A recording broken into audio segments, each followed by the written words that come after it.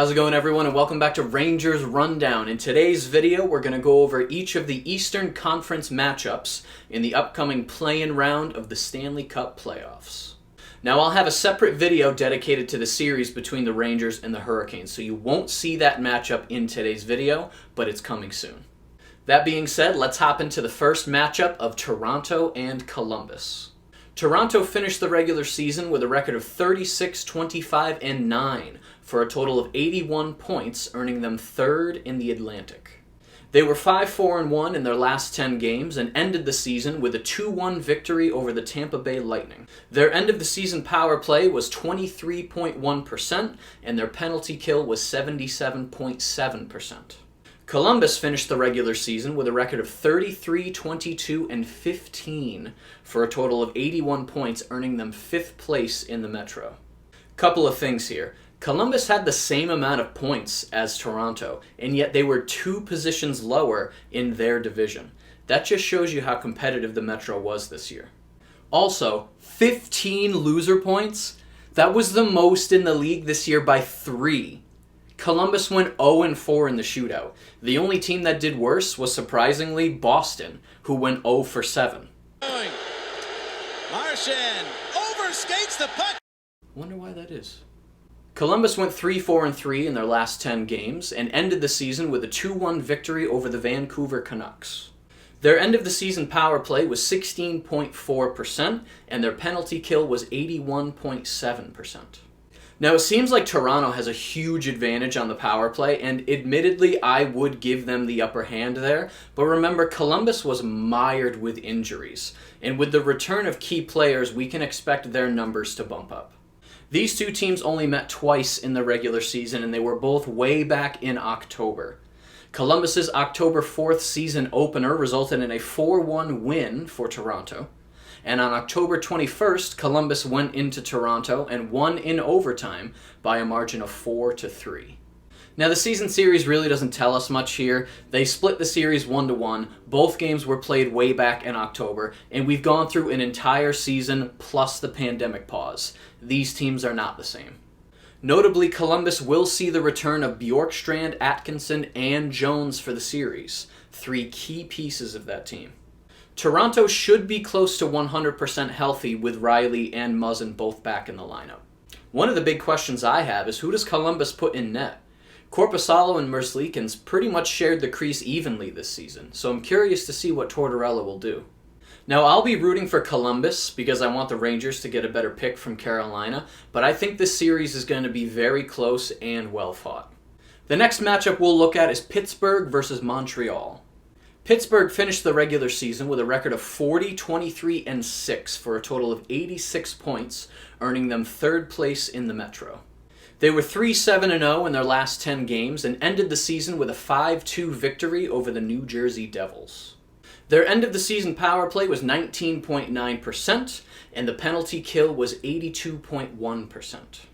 Montreal finished the regular season with a record of 31-31-9 for a total of 71 points, earning them 5th in the Atlantic. They were 4-5-1 in their last 10 games and ended the season with a 4-2 loss to the Nashville Predators as part of a 3-game losing streak. Their end-of-the-season power play was 17.7%, and their penalty kill was 78.7%. Montreal is going to want to keep this series 5-on-5 as much as possible. You can't give a team like Pittsburgh a lot of chances on the power play because they'll make you pay for it. Now, these two teams met 3 times in the regular season. On December 10th, Montreal defeated Pittsburgh 4-1. On January 1st, Pittsburgh won in overtime by a score of 3-2. And on February 14th, the Penguins won by a score of 4-1. So Pittsburgh wins the season series 2-1, and in a lot of ways that makes sense. The offensive firepower of Pittsburgh is hard to stop, and I think that's the key to this series. If Montreal, or really Price, can stop the Penguins from scoring too much, then they have a shot at winning the series.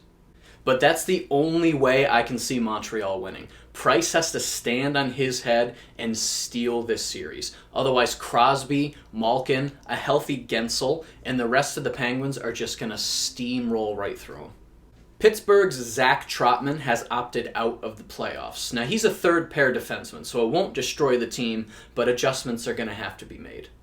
Montreal defenseman Carl Alzner has also opted out of the playoffs. Now, he spent most of the season in Laval Rocket, Montreal's AHL team, so his absence really isn't that big of a deal.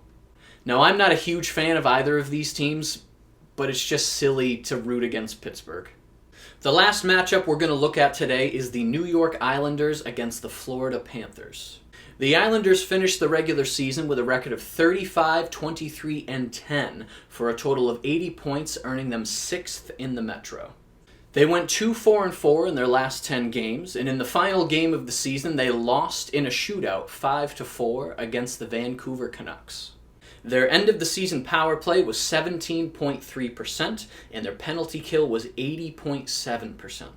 Florida finished the regular season with a record of 35, 26, and 8 for a total of 78 points, earning them 4th in the Atlantic.